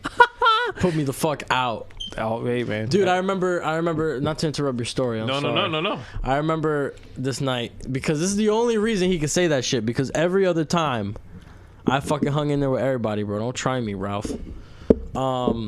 This fucking one particular time where I think we were smoking and I had a brownie and I passed the fuck out. But playing video games. I think Andy was there too. Ralph is the singer of Eras One. In case you're not sure, people. Shout out Eras One. Everybody go check out Eras One. Hell yeah. So fucking Andy was there. We're playing Crazy Taxi, passing it around, whatever. It's a great game. And I remember just falling asleep. And I get waking up like, JC, man. And I open my eyes and I'm just like hitting a wall. Like my car is just accelerating but in a wall, just I'm like, oh shit, and I try and wake up. I play like another 30 seconds and I just out like a light, you know, like that Travis like Scott song. Yeah, like I like yeah, that's just I like that song a lot. Sicko Mode. It's a great song. Mixing on that album was insane. I didn't hear the whole album. So but, loud. I fuck with that song. But yes. Apparently he had to pull me by my hair to wake me up. Pulled him by. Oof, that sounds romantic and Get the fuck out of my face. I know it's 2019, but it's not. It's not at the same time. That's intense, man. Well, you know what? Whiskey. I'm a fan of whiskey. All right, my parents brought me up on whiskey and club soda, which is just like they seltzer brought you water. up on it, huh? In the bottle, in the baby bottle. Stuck on this. Well, kind of in a weird way. Yeah, Whiskey and ginger ale. I mean, at one point I was able to like, drink with my parents and just kind of hang out and drink with them, which is a very interesting, like it's a very That's a interesting big experience. step.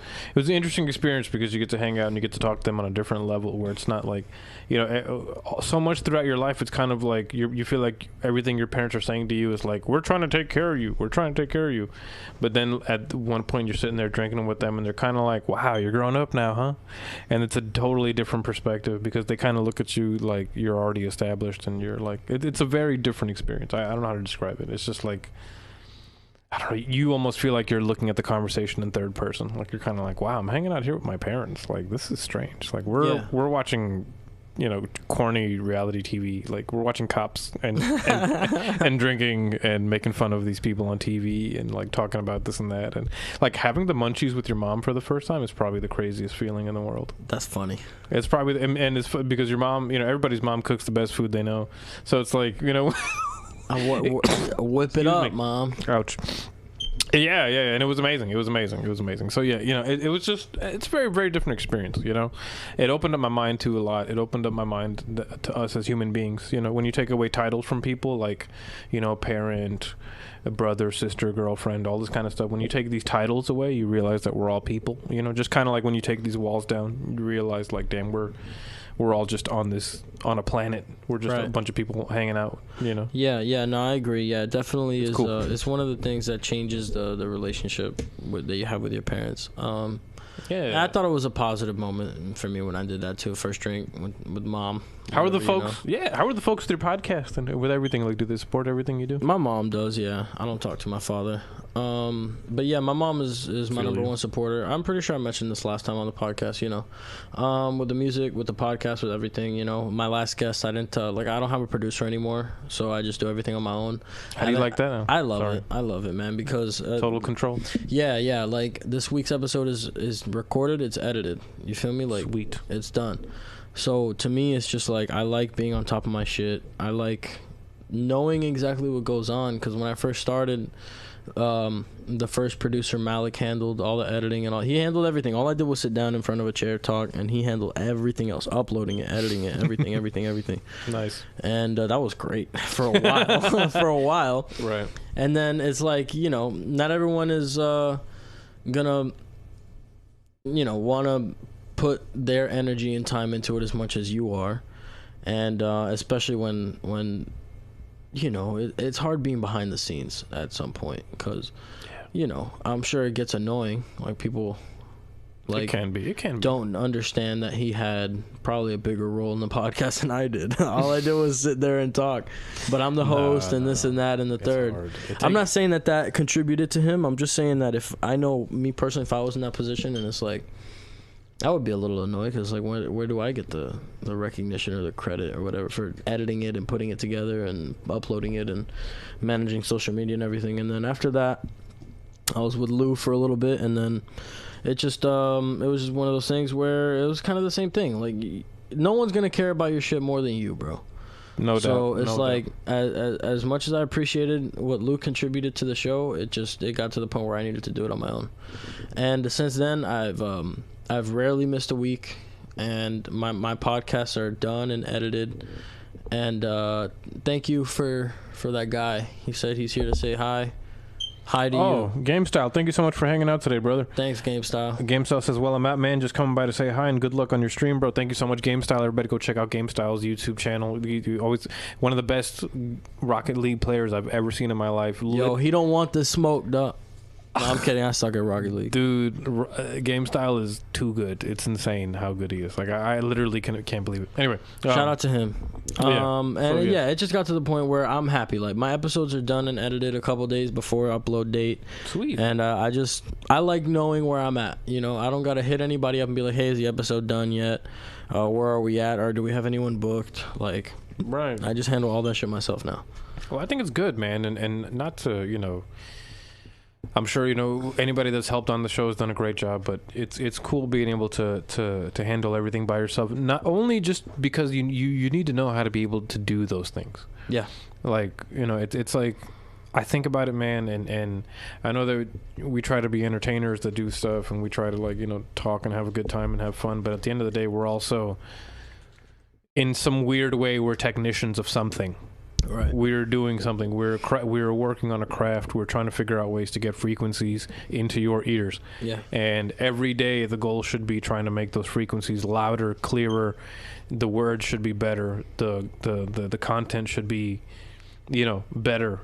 Everything should be, because that's what the people deserve. You know what I mean? Mm-hmm. When there's such competition out there, the only thing that's going to drive you apart is you and what your ideas are and how you do things, you know, and what your ideas are going to be. Like, I look at the show and I think, okay, I'm just going to interview people. All right, 200 million people doing the same thing. What am I going to do that's different? What am I going to do? Like, you have to think about it. Like, what am I going to do? So, you know, I try to break up the formula a tiny bit. Right. You know, with Shut Up, Let's Talk, I try to show, you know, the music, or, you know, some of your podcast, or if there's an artist, I show the pictures that they do. Yeah. You know, some way to try to separate it from everybody. I mean, you do it's almost like a simulcast. You do audio, you do video. It's on Spotify, right? Yeah, it's on Spotify. So you do audio and video. I mean, that's two different things. I'm only under one medium right now. The way I try and promote people is if it's a music artist, I add a snippet of their song. If it's a painter, I just kind of try and get it to come up in conversation naturally. And I love your intro. Thank you. On my Instagram story for the podcast page, you know, I'll add their art to my story. I did something recently, which since I did this post, my story has been getting a lot more views. Like, I think I got like 100 views on my story that I posted yesterday. Sweet. But it was I did like dope Miami artists that you should check out. I listed you as one of the people, but just listed a bunch of artists just back to back to back. Maybe that some of my other followers hadn't heard of, you know, just to get the audience mingling and shit. And I noticed since then I've been getting a lot more views on my story, so I guess a little bit from each audience picked out, and I kind of want to start maybe not like a weekly thing, but maybe like a bi-weekly thing or something where I just should feature other content creators there on my story. Even though I don't have a huge following or anything, it exposes them to someone else, you know. I think it's a great idea, man, and I think if more people did that, more people would be aware of how many dope artists we have out here. To be honest, you're right, man, and that's something I've had to work on recently. You know, is the fact, like, I get so caught up in doing the creative stuff and making the videos and making the content that sometimes I don't shout out people as much as I should. Mm-hmm. And it's a bad habit, and I'll admit that, you know, and that's something, you know, with all my musician friends, with my podcast friends, with everybody. You should be shouting each other out, not because it's an obligation, but because I literally consume your content. It would be stupid for me not to do that. You know, like me, who literally sits there and listens to your podcast on my lunch breaks. You know, like that's you take up an hour of my life once a week, right? You know, and a fresh hour of my life, and that's, and you know, where I'm excited and invested, and you know, and other podcasts that are local, and it's stupid not to shout each other out, and it's sheer laziness, and to be honest, this is me admitting stuff. I didn't want, bro, let it out. I didn't want it to get political by any chance. I didn't want it to be like, you know, I share a few people and then somebody that I forget. Someone feel left out. Right, and be like, damn, he didn't share me, you know, or he didn't, you know, shout me out. And that's why if you keep it up, though, you'll eventually get around to everybody, you feel me? That's a good solution. That's completely true. Like, if you, like I said, it may be not a weekly thing, because I don't want people to just start skipping through my story every week. Like, oh, here we go again with the bullshit. Skip. Yeah. So that's why I say you maybe do like a bi-weekly thing, but if you do a bi-weekly, just include the people you missed the last time you did it, you know? Yeah. Like this week, the last time I did it, I mean, it was the first time. It was kind of like a test run, but it seemed like people liked it. I got DMs. Like, most of the people that saw that I shared them added me to their story, and it had, you know, got me a couple followers and whatever. So it got a good response is basically the point that I'm making there. And if I do it again, I won't feature the people that I featured in the last post. You know, I featured Ears One, I featured Nappy Wolf, Chacho Colacho, you, Tony Visions, like people that I've worked with, people that I know, Bruvy. Yeah. Shouts out Bruvy. Yo, their comment was so good, dude. The podcast crossover of the century. Those guys are clown. Bruvy's amazing. I know they're in the studio right now working on some tunes, and I'm very excited to listen to them, have them on the show again. And, those kids are great. They are amazing, man. I'm telling you. They're so talented. God damn it. Why wasn't I on my shit well, I mean, I kind of was. Your episode sounded better than mine, man. My episode, dude, like one of the mics worked for some reason. Everybody, the audio was so fucked that episode. I had to have two of them share a mic though. Jeez, dude, I don't know what, man. Mine, I had a mic for everybody, and it was a shit show. But I'm sorry. They were all amazing. Well, you're welcome for the great guests though. Yeah, honestly, yeah, definitely. I snagged those. We'd be stealing each other's guests. It's great, dude. We do. But that's what I'm saying, dude. But that's it's what all about the community, dude. It's fun for me, though. Yeah. That's why I like... that's cool. I stole Faden from you. I was like, oh, Faden's down for this? Fuck yeah. Yeah. I didn't know he was down for shit like this. Bless you. Thank you. Jinx, you owe me a soda, bitch. I've got you fucking truly... You truly owe me a soda, bitch. Sure, my love. Thank you. Yeah, well, you know... to me, it's about the community, bro. That's why I started my podcast, bro. I express this again on this week's episode, so tune in on Friday. But I expressed that to me, it's about the community. I made it so that I could, if anything, you know, by chance, catch on, whatever, bring on the people back that supported me when I didn't have a following, you know. That's one of the most important things to me. If I do manage to get to where I think the podcast can go, is to boost up the people that helped me get to where I got. Definitely, man. Well, that's what, dude, I love it, man. That's what it's all about, bro. And how long have we been doing? How long have we been talking? About an hour and a half into it. God damn. Time flies, man. I was about to, I just looked at the time. I couldn't believe it was 11 o'clock. No, I'm Gucci right now. I think we're about to wrap up, right? Yeah, pretty much. You know, it's been a long podcast, dude. It felt like nothing. It felt like a breeze. So before I go, man, I'm rarely on anyone else's podcast. Is there anything you want to ask me about? What's going on for the future? What's going on for the future of the Throne? I want to know. Is there ever going to be a video version of the show? Well, you and me have talked about it a lot. About like kind of adopting this setup, something like that. But I just seeing all the work that you just did, I just like, it looks so much, dude. It looks like so much. And then I'm at the point where my audio editing is down to like a science, and like I have the intro as like it's separate MP3, and like I just gotta cut that bit off, add it to the beginning, fade out some shit, fade in some shit, add a compressor, maybe some noise reduction, and I'm done. So it's like, if I have to do the video and worry about the quality, make sure I got good internet connection for the stream, and make sure the ticker tape is right. You know what I'm saying? Like, it just seems like so much work. And then do you record like a WAV separately or something like that, or do you have to convert the MP4, the whatever video, into an MP3? These days, I try to make everything as easy as I can for myself. Yeah. So these days, as soon as like to try to get the audio version of the episode, I literally go to a YouTube to MP3 website. I just convert that YouTube file into an MP3. I cut off the intro where we're doing the stream starting soon. Yeah. And I just upload that. And sometimes if it's, if the audio from the episode needs work, I'll put it into my program, put a compressor and do it, EQ it a little bit, and then I'll export it, then upload it. But it's really, that doesn't seem too bad. No, it's work, but you know what it is, man. I thought about it, and I thought about like gambling, for example. I'm not a gambling man whatsoever, but I thought about it, and it was like, I think about the slot machines, and the more you invest, the more it gives back to you, right? That's what these slot machines are supposed to be random, but everybody knows there's a system to it. So it's like the more you put in, the more you get back. And obviously everybody knows life is just the same way. So I'm thinking about it, and you know what? Now my process grows every single week. My process grows every single week for what the show is going to be. Like recently I started doing thumbnails for all the YouTube videos, so now I have a process. So now, like for example, quick example. Before I used to do the episodes like we're doing today. Next morning, I just take the MP3, upload it to Anchor. That goes to all the audio platforms. Now, next day, I got to wake up. I got to make a thumbnail. I make the thumbnail really quick. I upload it. I change the thumbnail. I change the tags. I make sure the description is updated. I make sure that the thumbnails sound good everywhere. I double check the audio. Like there's a couple of more hats to take, but you got to realize how many minutes you're sacrificing. If you're sacrificing an hour to do everything, you're wasting a lot of time. You got to find a way to be able to do all that shit within an hour. Yeah. Yeah. And that's when you start realizing, because to me, like, I do all those things within a certain amount of time.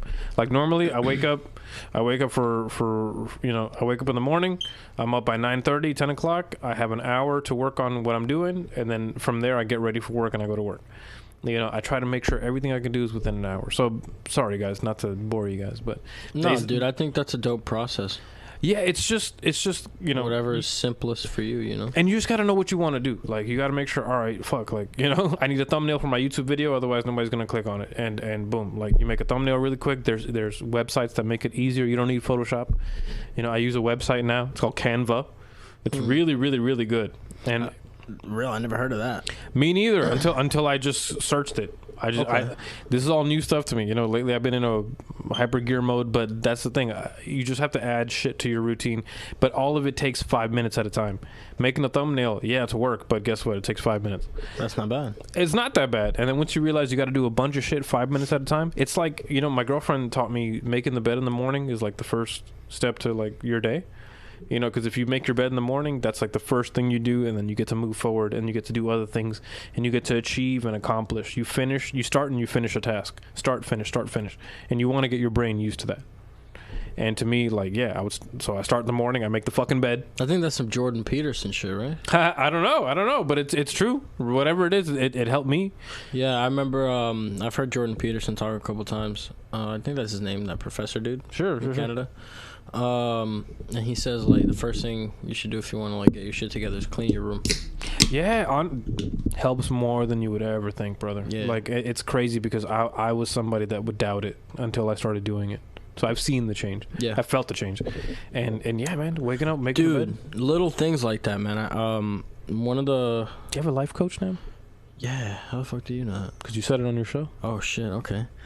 I was about to mention that, but I didn't know if I had said that on my show or not. But yeah, Ashley Nicole, I had her as a guest. I met her at the Revolution Live show that I did and whatnot. And she offered to do... Yeah, she was a great guest. And she offered to, like, do some sessions of life coaching, whatever. I was like, fuck it, I'll do it. I've never done it. It's free, if I help her kind of like hone her craft a little bit, because she had just gotten her little certification in it and whatnot. Sweet. So one of the first things, I lived I used to live in a shared space with a ex-significant other, whatever, and like, I don't know, I was just in a fog for a while and I didn't really know like how to get out of it, whatever. And one of the first things she asked me was like, well, have you like changed your room up and shit? Like, have you painted or rearranged anything, like whatever? I was like, nah. And she's like, well, do that. Like, it doesn't have to be anything major. Maybe like take down a poster or add a poster or move some furniture around, like something. And I think all I did was move my bed around and like maybe like a nightstand or some shit, like to the opposite side of the room, some just real simple shit. And like it made my room feel like completely different, and it kind of your room is supposed to be, and you're saying your house really is supposed to be like where you feel like at peace, you ain't got nothing on your mind and nothing bothering you. So I mean, to wake up every morning and kind of feel this weird thing that I felt, and it had a lot to do with the fact that was a shared space and it's not anymore. And so I just kind of had to change it up, man, and mix it up. And like you said, like cleaning your room, it seems so simple. It seems like, how the fuck is that gonna make me feel better? But it really, like you said, it helps you start a task, finish a task. It cleans your environment. You're not cluttered, like in your head. You're not cluttered outside and in your environment. No, I don't want to paint my room. I like purple, bro. Brandon McGowan in the set. A few days ago, I smashed my best friend's sister. He's real overprotective of his family and such, and what I do, and should I tell him or keep seeing his sister and not tell him? Sounds like a you problem, my dude. Well, Brandon, I think at the end of the day, if you smash your best friend's sister, you're a douche. Well, at the end of the day, that's not your best friend. Yeah, no. I mean, it depends on how close you are. No, I'm gonna be dead ass right now, bro. I don't know you, Brandon. You don't know me, probably. That's douchey. You don't know me. I mean, look, man. If that's your best friend's sister, dude, and if she's younger than him, especially, and you didn't talk to him about it, or he's mentioned to you in the past that he's like, oh man, that'd be really weird if you like try to go after my sister, or like you brought it up and he kind of shut it down, I think that's fucked for you to do that. What do you think? I mean, so let me read that again. Did you already sleep with her? Yes, he smashed. Yeah, bro. you smashed. Yeah. So at this point, I mean, if you're okay with possibly getting punched and or killed, and dumped in the nearest river, in the Everglades, the fact that you're referring to it as smashed makes me think that this dude should punch the shit out of you and your shit. Well, I'm just saying, at the end of the day, if you're willing to get hurt over it, then go ahead and tell him honesty is the best policy. Go for it. If you want to survive, if you want to be a snake little fuck, you keep it to yourself and you keep fucking his sister like the piece of shit you are. There you go. So that's what I'm saying. So if you're okay with possibly getting hurt, be as honest as you like. If you want to be a liar, be a good one, I guess. I don't know. Yeah, don't get caught, you sack of shit. Yeah, so I'm sorry I don't know if that's one of your fans, dog, but that's just so slimy. I'm not sure who Brandon McGowan is, but he's probably trolling, dude. Could be trolling, but he's you know a what? Fucking troll. You know what? That's fine. Somewhere out there's a real situation like that happening, and somebody needs the answers. So well, there the fuck it is. There's the answers, my friend. Yeah, it's okay. You know what? The trolls are real people too. Let me sending fake messages, but they're real people. Let me just end on something. Yes. Before we wrap up, we were supposed to wrap up. But we were supposed to wrap up, but we got podcasters, happens, man. no, 2 podcasters happens. in the same room. It happens. Bad idea. But I want to say that I'm looking forward to what my podcast has like guest wise and stuff. And I'm excited. I'm excited as a fan to hit level 100. Level 100. Episode. Level 1 mother effing 100. I'm excited to get to episode 100. I'm excited to see you get there, hit that milestone, and see what that's like, man. You gonna pop champagne on the show and shit? Pop champagne. Oh, is that gonna happen? You damn. Don't miss like you did with the fucking coffee. Guess what? It's the same day as his birthday. Yeah, he told me. Yes. Guess what? You know what? I got. It. You know what? I got a bottle of champagne, 18 karat gold, waiting. Are you serious? Waiting to be popped. Are you serious? I do. Dude, I want to be here. It's the champagne. Are you doing like a celebration? Like a big episode? Like, we're gonna now. Planned? I've been debating in my head what to do. I've been thinking what to do. Are you gonna invite a bunch of like past guests and throw a party and live stream it? Dude, just throw a party and live stream it. Huh? Leave it to me. Leave it to her. Yeah, leave it to the lovely Claudia. Yeah, I should throw some sort of party. I was debating doing maybe something like that, or maybe having like 4 podcasters. No, actually, on. don't throw a fucking party, because then I'm gonna have to throw a fucking party. I'm not in the mood to throw a fucking party. Well, we're gonna figure something fun out, man. It's November 6th. It is on my birthday, so it's gonna be a mega crazy. There's a lot of good stuff coming, guys. So fuck yeah! November 6th or October 6th? November. Okay, well, good. Okay, so we got some time. That doesn't interfere with anything. We got some time. But folks. I'm excited for the future, man. Yes. The Throne Podcast. I was recently, the Throne Podcast. Make sure you check that shit out. I was recently also sponsored. Yes, the Drumsticks, man. I meant to say that in the beginning. Yeah, I should have brought a pair. Yes, I was sponsored by XL Drumsticks. I have a signature stick with them. It's a nice little hickory nylon tips. Fucking, I think they're 5Bs. I don't know about the 5Bs, 5H. I just know they're 14 millimeter stick. It's like a bra size for drumsticks. Like. Yeah. No, they're 14 millimeter stick. Like, I got to customize them, like size, the tips that I wanted. Like they have a patented second tip on the stick. That helps with like dynamics and shit. That's amazing. And so I'm very fucking excited. They're out of Wisconsin. They're real like low key drumstick company. It's not like Vic Firth or anything like that. But still, there will be soon. Yeah, I hope to get them there. As pretentious as that fucking sounds. Listen, there's no way but up. But you feel me? So I'm excited to be part of the team. I love my sticks. And if I throw my stick at you, you have a reason to keep it now because it has my name on it. Yeah. And it has my band's name on it. And if it hits you, don't sue. Please don't sue me because now you know where to find me. Right, and he tested his sticks so that they won't hurt if they hit you. That's not true. They will hurt if they hit you. But catch it, you fuck. Catch it with your mouth open. You can quote me on that. Catch it, you fuck. Yeah. Oh my God. Yeah. XL Drumsticks. Catch it, you fuck. With like the JC Rivas. No, dude, they're probably gonna drop me now. Oh Christ. But no, man. I'm just really excited for the podcast, man. It's something that I was passionate about when I started it, and to be 78 episodes down the road, it's crazy. I didn't expect it to go this far. I wanted to quit a lot just because it's hard and you don't get the listenership that you want or that you expect from certain episodes. There are certain episodes I thought were going to be way bigger than they were, or certain episodes that I just thought were whatever that ended up being way bigger than I expected. So it's just been a crazy ride so far, and I can never give back those experiences. 78 hours. That's like more than 3 days worth of me sitting at a table talking with people, with real people that maybe the first time I met them was the time that they showed up at my studio, something where, just sitting down almost with a stranger. Yeah. And carrying on a conversation for an hour or more. That was us when we met. Yeah, pretty much, dude. Pretty much. The first episode, it did feel that way. And it just, at first it was weird, and then you just slowly, I don't know, you just get fucking used to it. You just get used to talking to fucking people. You meet people, man. It's a beautiful thing, and it's something that it's becoming a more foreign thing as we progress in society these days. Meeting people, being able to build real relationships, talk to real people, being in the field. Guys, if you guys are mechanics, if you guys are in the trade field, if you guys are house painters, whatever you guys do, I highly suggest you get around people that do the same thing you do, because you're going to build community. You're going to be able to answer each other's problems. You're going to be able to help each other out. And it's something you want to do. It's not like, guys, painters hang out with painters, mechanics hang out with mechanics, like beer brewers hang out with brewers. It's not a genius thing, okay? Yeah. And so getting to do that podcast was great. I mean, I've networked a lot through you.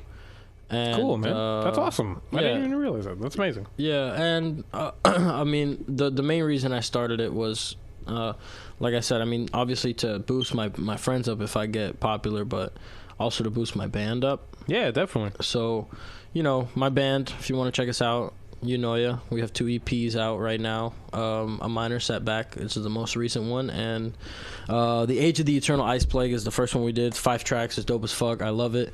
And we're working on an album right now.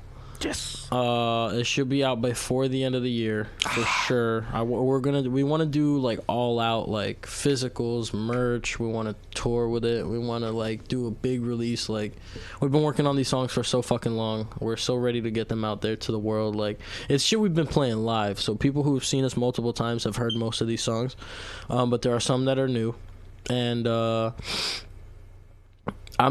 they've never been released in this form, in studio form, so I'm excited to finally unleash them and see where it takes us, man, because I'm very fucking proud of the material on the album.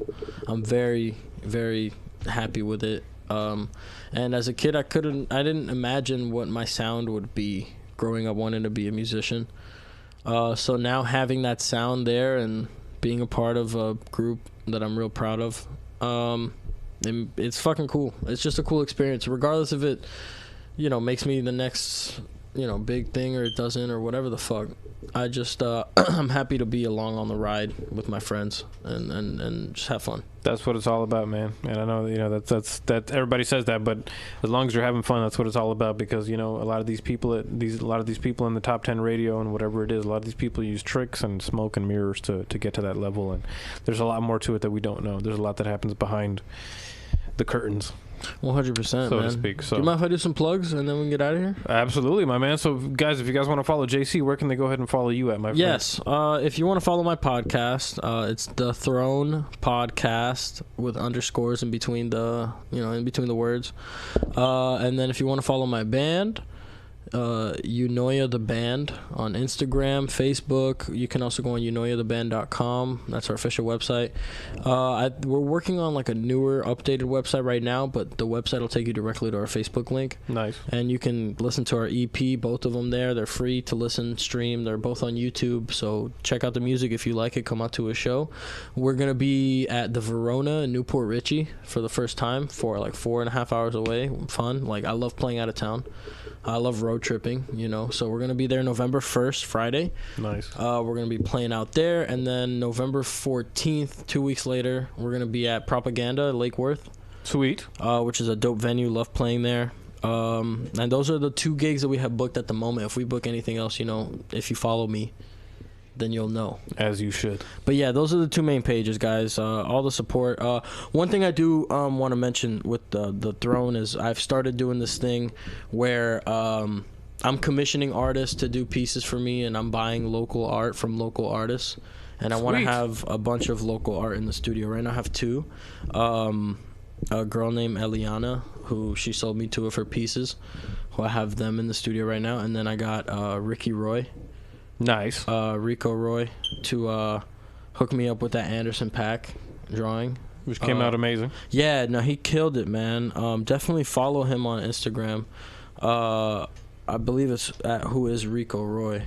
I just want to confirm that, dude, because he's such a dope artist. I believe it's Ricky. Is it Ricky? I always forget. Yeah, it is Ricky Roy. I was right. You were right. I said Ricky at first, and then I said Rico after. Whatever. But Who Is Ricky Roy? Make sure you guys follow him. His art is sick, and I got him to do this picture of me and Anderson .Paak. So I have it hanging next to the real picture of me and Anderson .Paak. Sick. That's the original idea I had, and then the other picture that I have with Thundercat.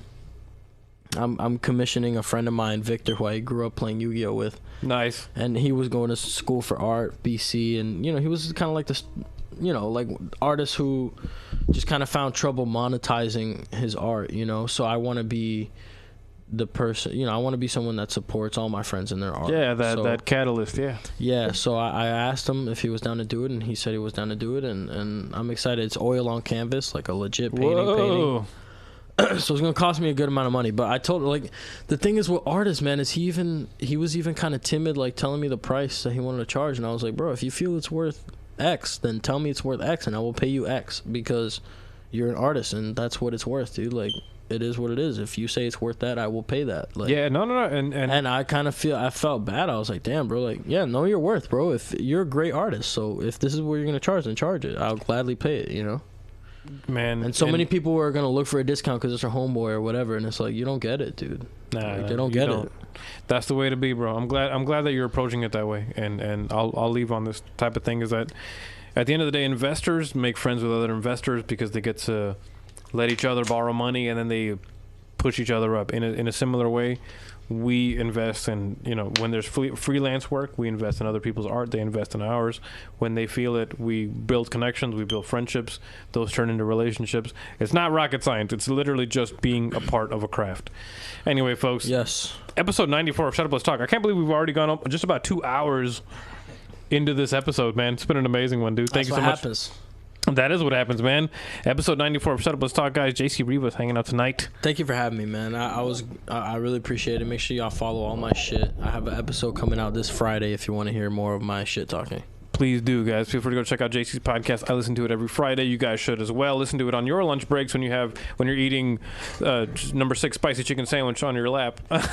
Anyway, folks, if you guys want to follow me, it's at Alazar Chained. If you guys want to follow the show, it's at Shut Up Let's Talk all over the interweb, the webosphere, the globus, whatever. In the meantime, folks, love, peace, chicken grease. Look both ways before you cross the street. Both ways. We will catch you on the flip side. Later. And thank you everybody for hanging out in the chat. Thank you. You guys are the best. .com.org.